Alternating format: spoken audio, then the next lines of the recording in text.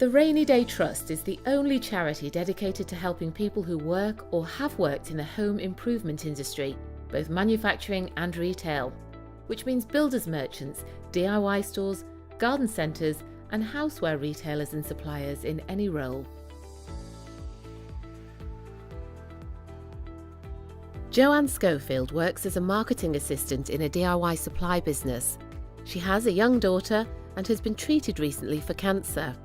As if that wasn't bad enough, things for Joanne went from bad to worse. I bought this house with my ex-husband. We had been in it for about 4 weeks and we split up. We then had the solicitor's fees to pay for that. Well, I paid my own solicitor's fee and he paid his, and I couldn't pay them.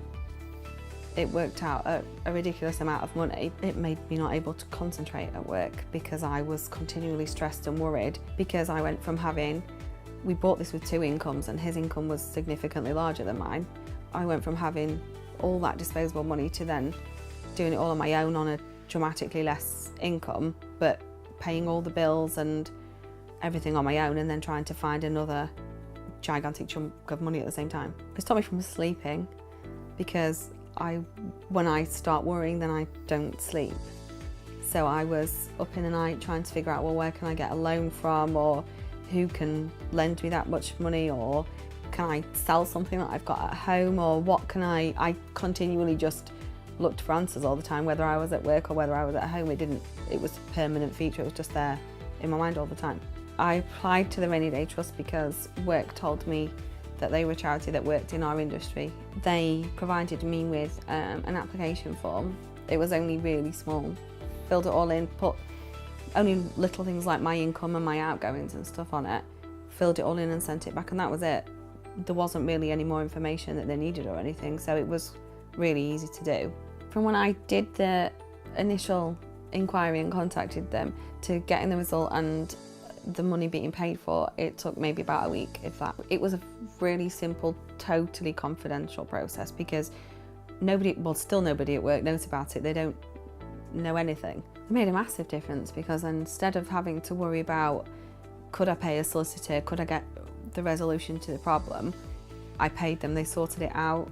I didn't have to worry about it anymore, because then it meant that what I needed to do for my daughter I'd done. I think if anybody else in the home improvement industry, there's no point in feeling embarrassed or worrying about contacting the charity.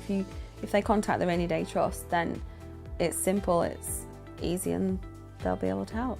Sarah Grice is the HR manager at Joanne's company and was impressed with the way in which the Trust dealt with her situation. I became aware of the Rainy Day Trust when we were partnered with the Rainy Day Trust and became supporters. But at the time I had no idea that they offered such a variety of support for the workforce.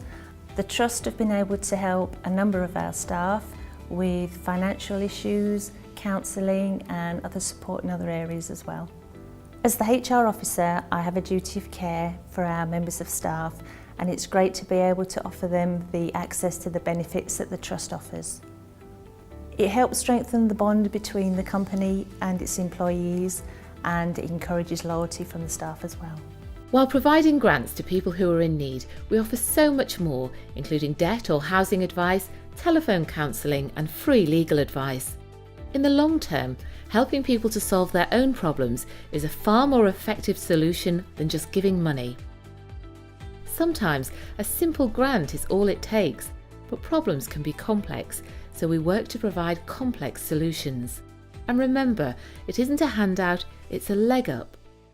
We don't judge, just help.